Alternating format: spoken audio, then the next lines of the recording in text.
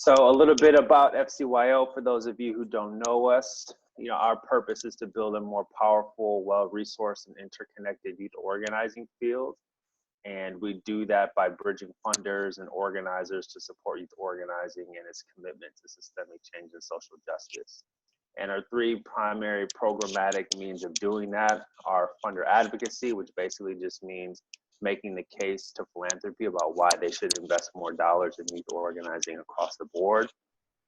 We do direct grant making, where we aggregate funds from philanthropy and lead our own grant making initiatives like the Learning Exchange Fund. And we have this project called Youth Corps. And I'm gonna say a little bit more about Youth Corps in a second.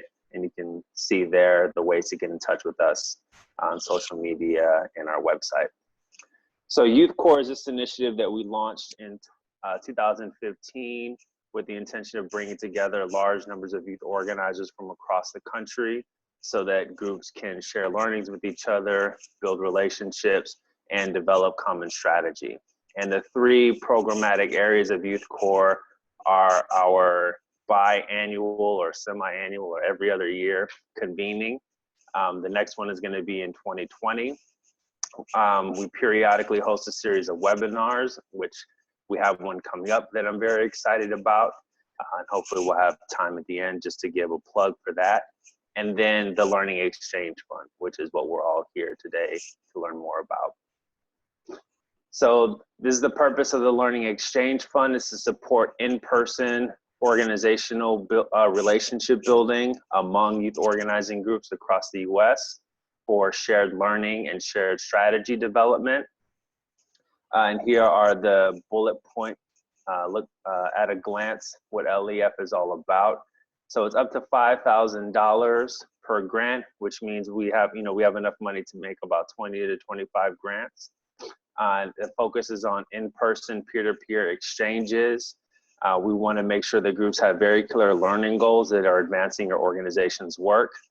So the important thing about that is to say that we want these exchanges to be part of kind of ongoing programmatic exploration that you're doing, strategic development that you're trying to figure out. So this isn't just like an opportunity to go kick it with friends. We're looking for proposals where groups are saying we're grappling with a particular question, or we're trying to get some key insight, whether that's around model, strategy, etc. So hopefully we want things that fit into kind of a bigger project that you're engaged in. And we want things that are really helping increase strategic alignment and stronger relationships. So really what we're looking for is something that is beneficial to all of the groups involved, as opposed to proposals that appear to be more one-sided, where it's strictly one group learning from another. One of the things that we're going to be looking for is exchanges that are really increasing that interconnectivity and aren't just kind of ad hoc, one-off exchanges that don't actually foster stronger relationships between groups. And we want these to fit into longer-term plans for building power and growing your base. So some examples of what that could look like: two groups meet face-to-face. It could be an initiative where a few groups come together to talk about a particular topic or think about like a shared strategy or a shared project that they want to engage in. So it could be, so I guess the difference between those last two bullet points is one is kind of learning about a topic, and the other one is really thinking about shared strategy, shared programming. So basic requirements, so you have to actually be organizing young people. And these bullets just kind of outline our definition of what we mean by youth organizing. And you have to be a 501c3 or have a fiscal agent that is a 501c3 entity. So the timeline, the RFP was released earlier this month. Today's the 18th. This is the informational webinar. And you have until mid-December, December 14th by 9 p.m. Eastern is when the proposals are due. And then we'll take the next month and a half or so to review those proposals. And we will get final decisions out no later than the early part of February. It may happen sooner, but it will definitely happen by then.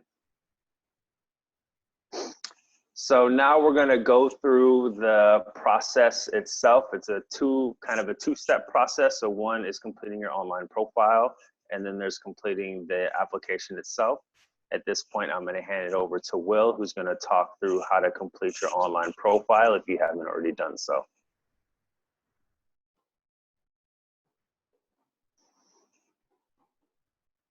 Thank you, Ashi. Let me share my screen.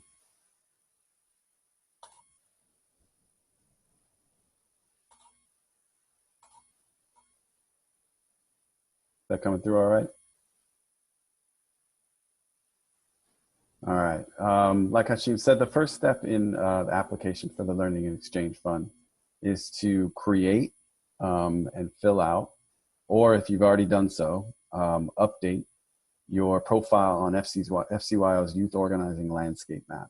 There's a link to it here, and obviously, everything that we're going to go through right now is detailed from top to bottom on the RFP page on FCYO's website. So you can really find everything that we're going through here in the application process on that page. And after this webinar is done, within the next day, we'll post the slides. We'll also post a recording of the webinar so you can check it out.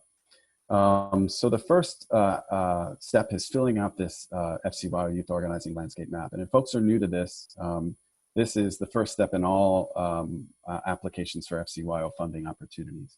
And what this does is it gives us a base of understanding who you are, where you are, and what your work looks like. It's an interactive map and searchable database of the field of youth organizing, tells FCYO a little bit about what you're doing, where you come from, and where your work is going. And it's for FCYO to learn more about the field so that we can better talk about you and advocate for your work when we're out in philanthropic spaces, which is a big piece of our work.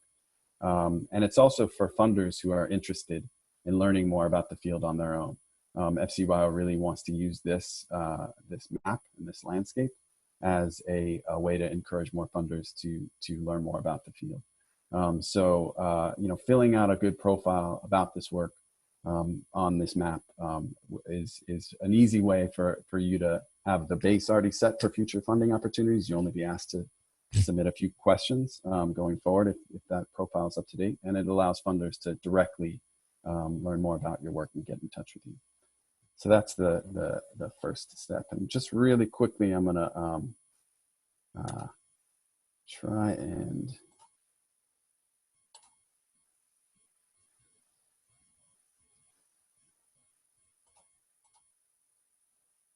sorry, I'm having some technical difficulties.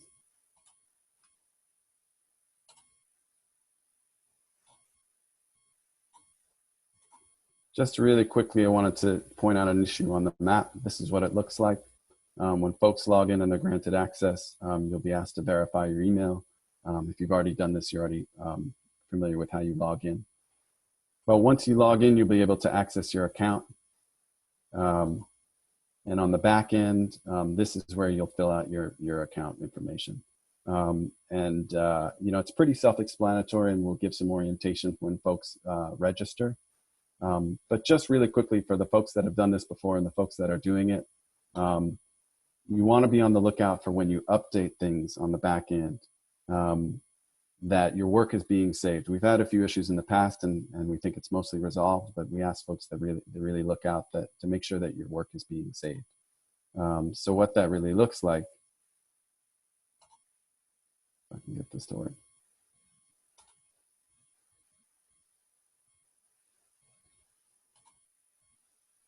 Well, I'm having some technical difficulties with it right now, which is poetic justice, of course.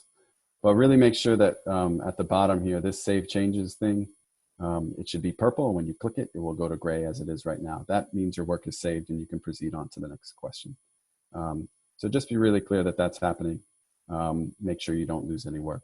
And of course, we have information to follow up with me directly if you have any issues with the map.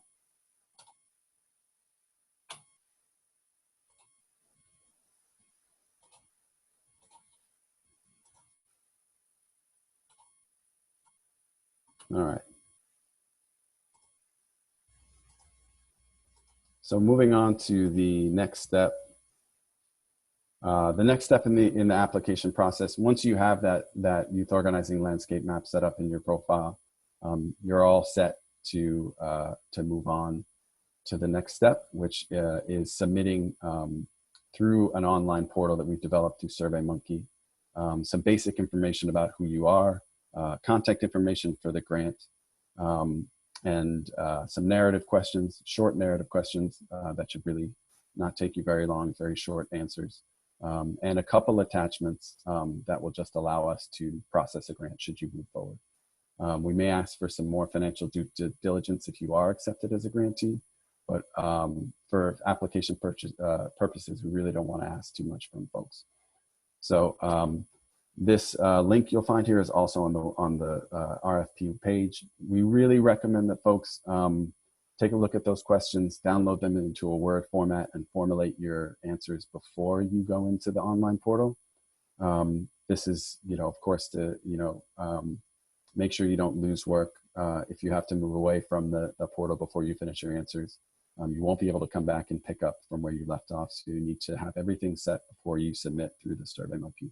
So again, we really encourage folks to fill out their application for step 2 in Word before you submit it through the SurveyMonkey.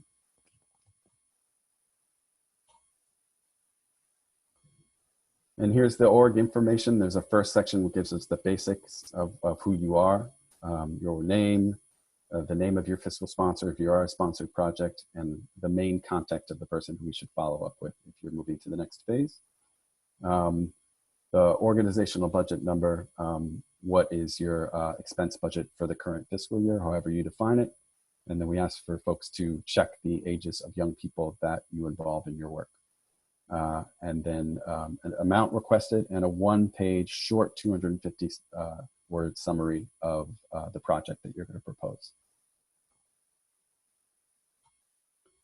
And then we're asking for 3 short narrative questions that will allow you to explain what is the project you're proposing and how you're hoping to strengthen your organizing through this, this learning and exchange fund.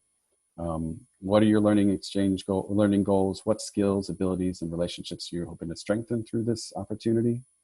What other organizations will be involved in this project?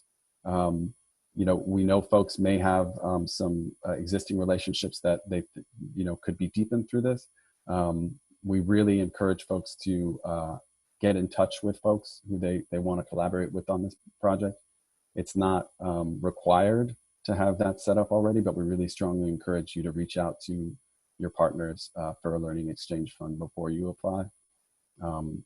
That's, of course, a good thing to do if folks are really trying to collaborate with a number of different partners. So let us know who are the other organizations who are going to be involved and how. Then the last question is, what is really going to happen? What specific activities are you going to undertake to meet those learning goals that you've outlined in the first question?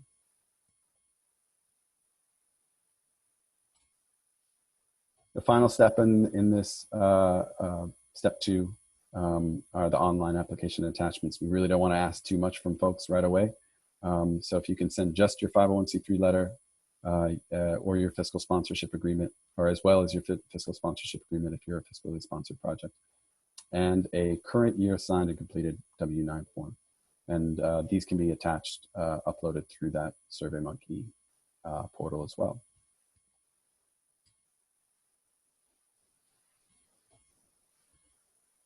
And then here's just some contact information for folks for general questions about the Learning and Exchange Fund application. We're asking folks to email grants@fcyo.org. That's the main place that we're going to be checking for questions related specifically to the Learning and Exchange Fund. Going forward, if you have questions about other webinars that FCYO does and about Youth Corps, you can contact Hashim. His contact information is right there. And if you have other questions about the FCYO Youth Organizing Landscape Map, you can contact me. There's my email. And then for FCYO's 2020 Youth Power convening, the next Youth Corps convening coming up, you can contact Mona, and we'll be getting into some questions about that convening coming up.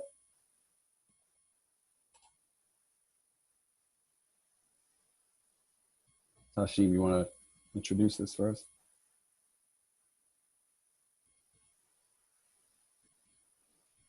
Yep, thanks, Will.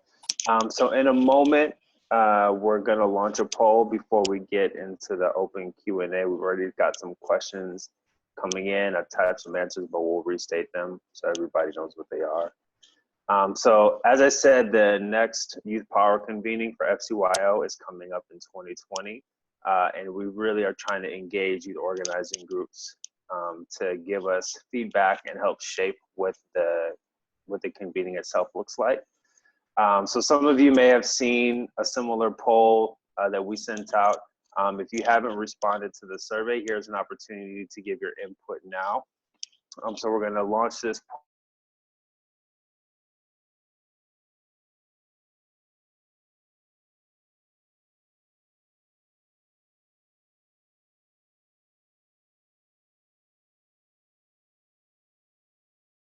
of convening we should have. And we're basically entertaining 3 kinds of options.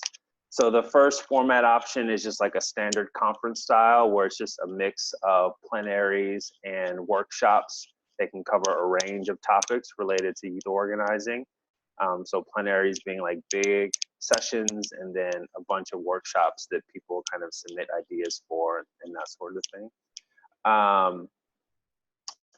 The second one is a convening that is more organized around a particular strategic focus. So emphasis on doing political education and organizing workshops and sessions that are about moving us towards greater shared strategy that address key questions currently facing youth organizers. So this would be something that's much more kind of intentionally curated. So rather than being just kind of like an open format that explores a bunch of different things, I'm trying to have some kind of clear focus and really trying to use the convening as a space to move the field together in a common direction, try to address some common things.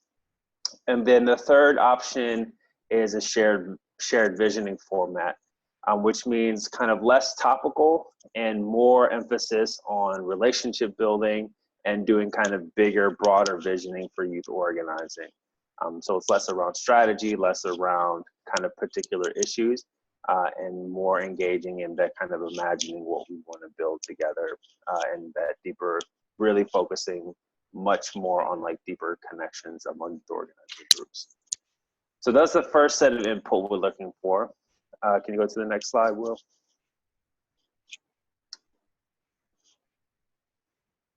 Oh. And then so the first one is about kind of the style and format, and this one is within whichever format we do, what are the particular topics that you'd really like to see a convening focus on or hone in on? And we're going to ask people to choose up to 3 when that poll launches. So you see them here: learning about an effective alliance, building models, sharpening strategy with youth organizing, healing, sustainability, and personal transformation, learning about effective base building models, learning about effective development and political education tools, exploring resource strategies to sustain the work, all about raising money, deepening analysis on race, gender, and capitalism, and then learning about youth organizing campaigns that have achieved major victories. So with that, Will, can you go ahead and launch the Youth Core poll? And we'll give folks a few minutes to respond to those. And you'll see for the first one around format, we're asking you to kind of say which one's your favorite, which one's your second choice, and which is your least favorite. And then, like I said, on the topical ones, please just choose up to 3 topics so we can try to narrow it down.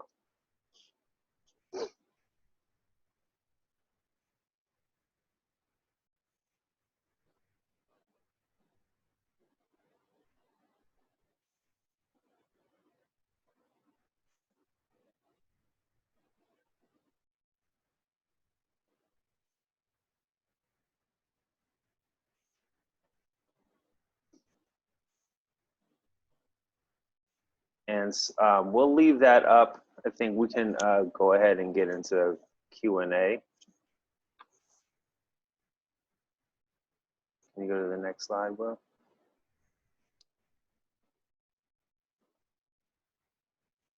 All right. It's my favorite slide. Cool. So we've already got some questions. Maybe we should recap some of those, Ashim, for folks on the phone. Yeah. So let's see, we had a question that, is this for US-based groups only, and FCYO is a US focused funder and intermediary. So, we're mainly focused on US groups, but if a US group is proposing an exchange with an international partner, we would, definitely consider that. Then timeline for the grant. It's not completely set in stone, but generally it is a year. So that should be in your mind for sure. But if there's something particular that might extend your project beyond a year, we would be open to talking about it if you were selected. Then could the $5,000 grant be part of a larger exchange support? The budget might be larger with your grant supporting a portion. Yeah, of course. If you have a larger project that fulfills the goals and the parameters of the Learning and Exchange Fund, and this support is part of a larger funding initiative or project initiative, definitely. So that can be proposed. And then folks have asked if this is a one-time grant. The Learning Exchange Fund cycles up once every 2 years. So it's not a multi-year initiative. I mean, it's sort of multi-year, but it's a kind of an episode once every 2 years. Folks can reapply. That's another question. If an organization has received the grant in the past, so I'm assuming a Learning and Exchange Fund, yes, you can reapply for another Learning and Exchange Fund grant. You would want to apply with a different project, of course, or a sort of progression of the previous project for it to get seriously considered. But yeah. We will accept applications from folks who have gotten a Learning Exchange before. So that should bring us up to date for the questions that we've already answered in the QA here. So I'll go ahead and start tackling some of the open ones. We can just answer these live. So we've got one. Do you have a limit on organizational budget size? No.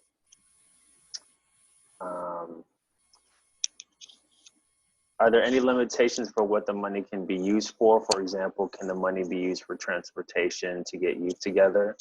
The only limits are around the money can't be used for lobbying. So as long as the money fits within C3 permissible activity and your proposal has clear goals, that's all that really matters to us. So it's less about like what are the specific things you're going to be spending the money on, and more about what you're trying to achieve.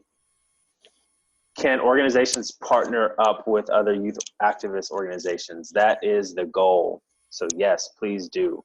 As a matter of fact, as we're going through and scoring proposals, those proposals that demonstrate having already kind of established who their partners are and having a clear purpose that is going to be beneficial to all partners involved are actually going to score stronger than those that are maybe just submitted by one group without a clear plan of how to connect with the other partners and so forth. But yes, please partner, and we look favorably on kind of like co-design proposals. So we have a question here, whether grassroots orgs and intermediary/networks will be considered the same category for this grant opportunity. I work with a statewide youth organizing network in California. Try to be mindful of our efforts. You wanna tackle that one, Will? Sure, yeah, and Ashley, thank you for bringing this into the webinar after emailing us this question. Yes. Yeah, I mean, I think grassroots or orgs and intermediaries and statewide networks will be considered. I mean, I think it sort of depends on what the exchange, the sort of scope of the exchange and the work that's being proposed. but I think we're really trying to encourage collaboration and learning between groups. I think if the learning goals are clear, and this is meant to build the capacity and sort of organizational learning across a number of groups, whether that's through a network or an intermediary, it will be considered.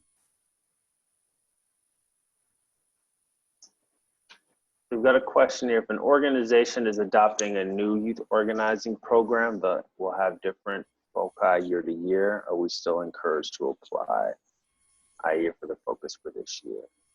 I would say that if you meet the basic requirements and you want to use this as an opportunity to explore kind of a critical question for your work, then yes, go ahead and apply.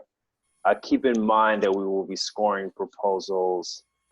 One of the things that we're looking for is how does this fit into a broader kind of more long-term vision or steps towards a more long-term vision.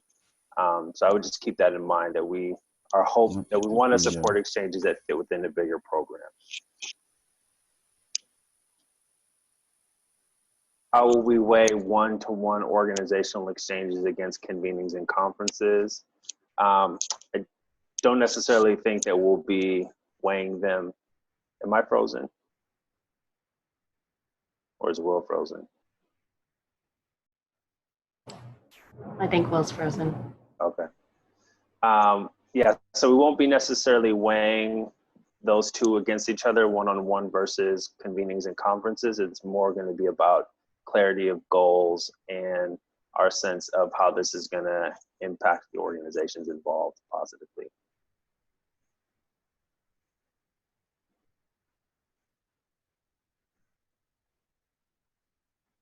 We'll go ahead and share my screen because I think Will got booted.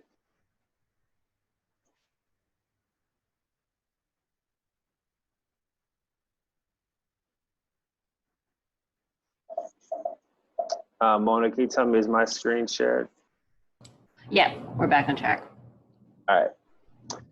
So we've got a question here. What size organizations are we targeting? There's not really a size limit or minimum. It's more about, are you organizing young people as part of a longer term program? Can university programs be considered for the grant on their own, or are they encouraged to have a partner to apply? I think the question is it, are you organizing young people is really the main consideration. I don't know if you want to say more about that, Will. No, I think that's where you should start for sure. I think you should be thinking about partnering with another youth organizing group, regardless of your status or how you organize youth, or like in what entity. So I think the learning exchange should have that component in it, regardless. But I think starting FCYO's programs focus on programs that organize young people, particularly low-income young people and young people of color. So that is the first place to start when thinking if you're eligible. And if you have any further questions about that and you want to feel us out more, feel free to email us and we'll respond. We've got a question here. Should we complete one application with our partners or submit separately? If you've already got your partners identified and you have come to a consensus about what you want to do, you just need to submit one proposal. And you can just decide who's going to be the lead on that. Yeah, and we should just, if that bears stating again, if that didn't come clear, and it probably didn't in the overall application, is that for groups putting together a learning exchange project, as you connect with your proposed partners, and we encourage that you do that, you should pick an organization that will be the lead on the project and will be the lead on the proposal. That organization should submit the proposal, and that organization will be the organization that receives the grant. And then the sort of budgeting of how the activities are taken out or partaken between the groups will be the responsibility of that organization. But we do ask groups that they identify an organization lead who will submit the proposal, accept the grant, and coordinate the work.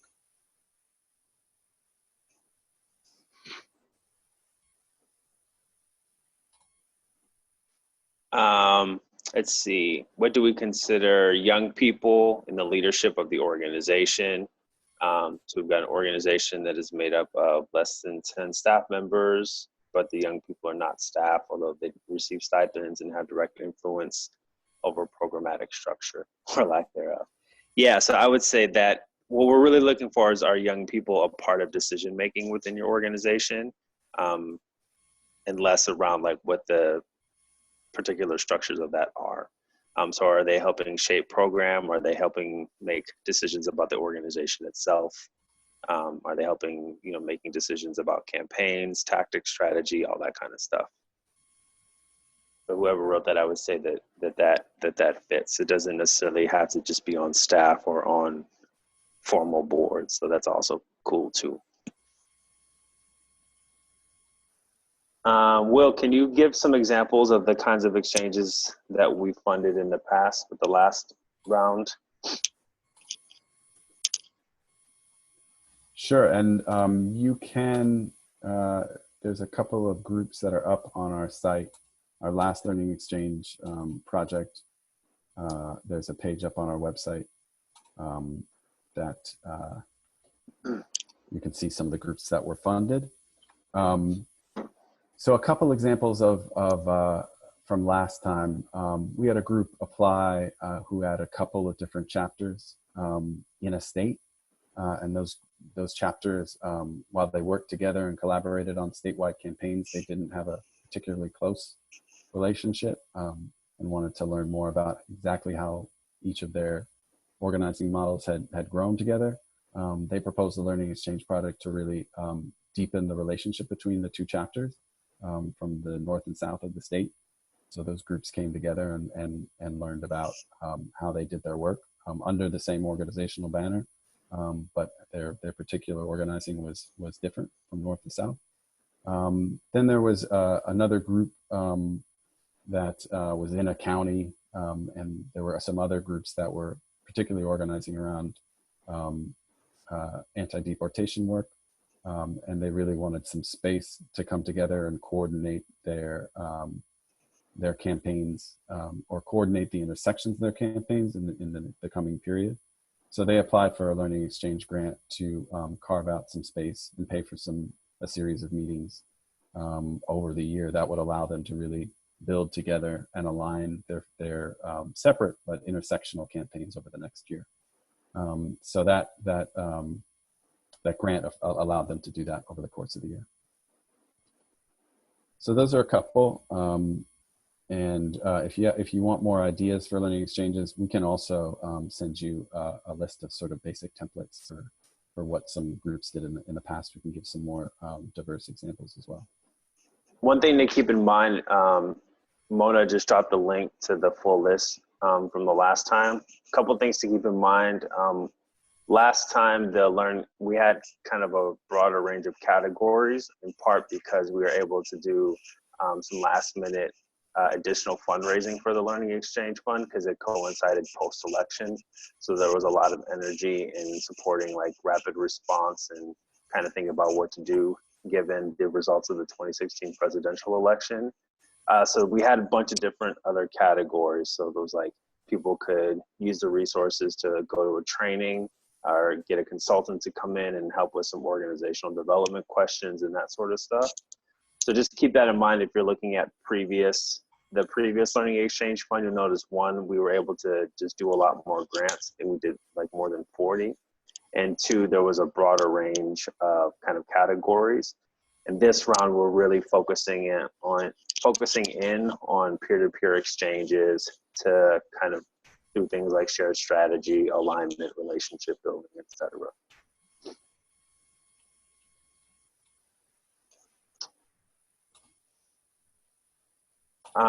So there's a question there about the amount. I don't know, Will, if you want to say more to this, but yeah, if two organizations are coming together, it's $5,000 to support the exchange itself. It's not $5,000 per organization.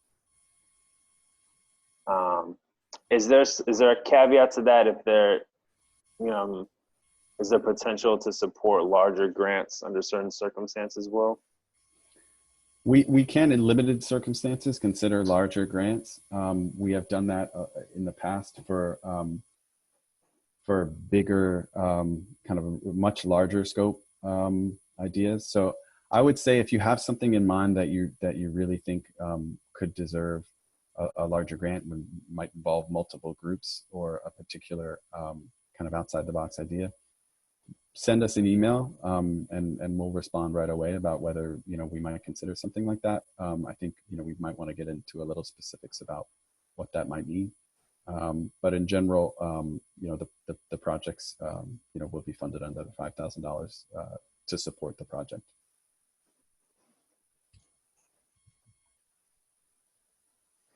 We've got a question: can a hospital youth program also be considered for a partnership program to be a partner?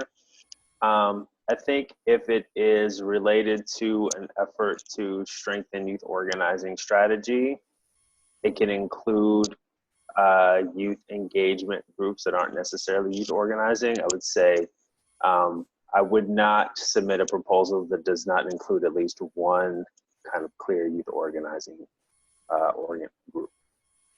So for example, if you've got a strategy that you are trying to kind of like build a coalition with youth engagement, like youth service providers in your city, and you want to use this as an opportunity to bring youth engagement groups together along with the youth organizing groups and try to align them around youth organizing strategy, that might be something that we consider.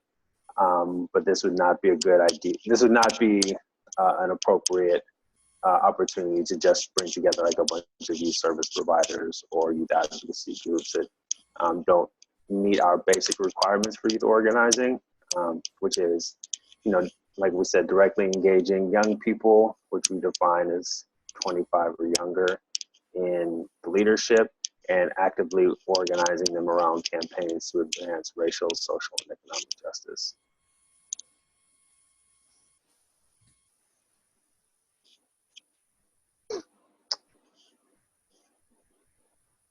Mona, do you want to chime in? Do we have any other questions that have come in on the chat that we haven't covered yet? It looks like we've gotten all of them. If we've accidentally missed any in the chat, please type your question in one more time. Sorry if we missed you. I'm seeing one in my QA saying, how would you weigh one-on-one organizational exchanges against conferences convenings? Did we get that one already? Or is that just my glitch? Yeah, I did. Yeah, I covered that one. All right, one last call for any more questions, please.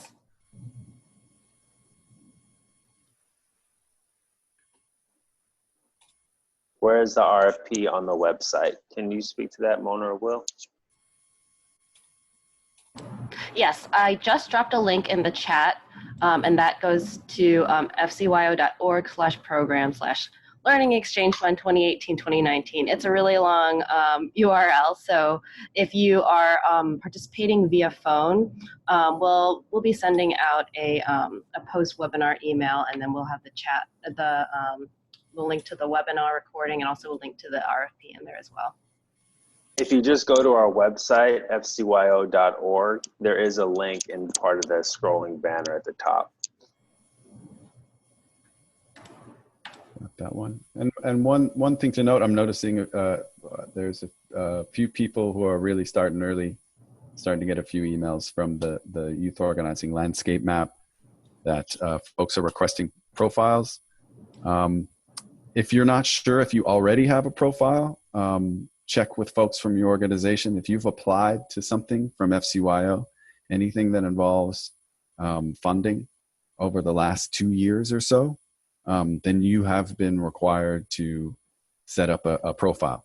So, if you're trying to set one up again and you already have one in the system, I'm going to have to sort of search for that and then send you back to log in using the profile that already exists.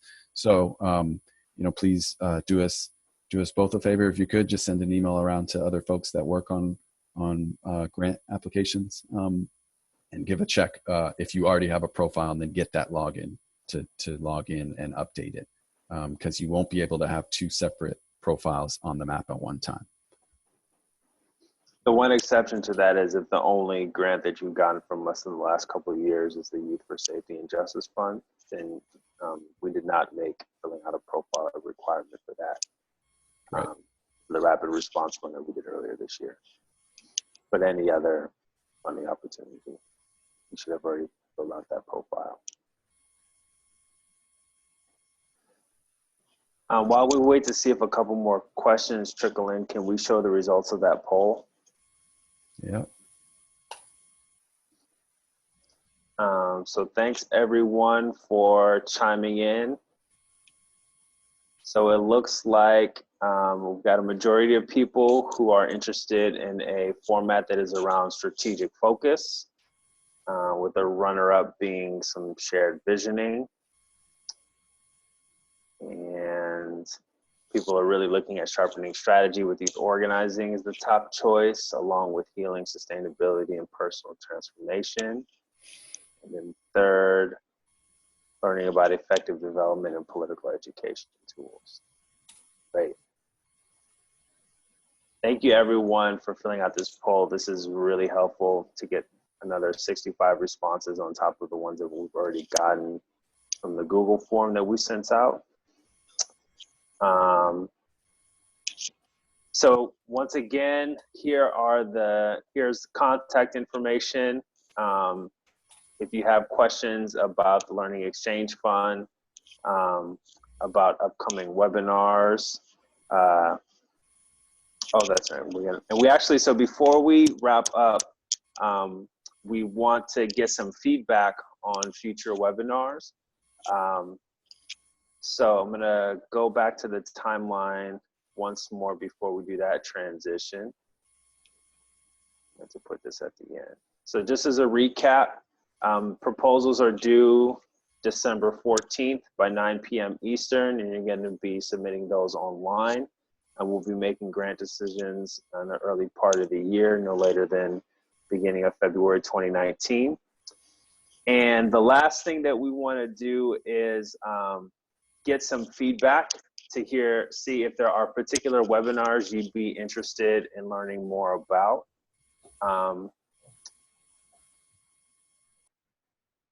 Mona, do you have that link handy? Which link? Oh, never, I got it right here. So I'm dropping a link in the chat box now. Get my stuff together. So if folks can click on this link, it's going to take you to a Google slide that's got a brainstorming sheet. And before you log off, if you could offer some ideas that you have for youth core webinars you'd like to see, topics, etc. One plug to let folks know, we are currently putting together a post-election debrief to take place hopefully about a week after the upcoming midterms, to talk about the results, what implications that has for the field, and also to hear from some youth organizing groups that have been building out civic engagement programs and talking about what does electoral strategy within youth organizing look like. So be on the lookout for that. We'll be sending out an announcement once that date gets finalized and the partners are confirmed, so within the next week or so. But yeah, we want to hear from you. If you have ideas about webinars you'd like to see, please go ahead and go to that link, to the Google slides. You'll see a bunch of Post-its on there. You just double click on one of those Post-it notes and type in the ideas that you have. So the slide looks like this. So you can click on the slide, put in your idea, and then if you see somebody say something that you really like, you can grab one of these X's at the bottom of the screen and just put it on top like that. So before you log off, please, we can actually leave this up for a while. So if you come back to it in a minute or two after you've had a chance to think about it, we can leave this running. And we can stick around for a few more minutes if we've got some other questions. We're also emailing the link to this idea board is going to go out in a follow-up email to everyone who is okay, great. on the webinar. So be on the lookout for that follow-up email. There'll be a link to this Google sheet in the bottom of it. So, you know, if you want to think through some great ideas, it's going to be there. Great. Cool. So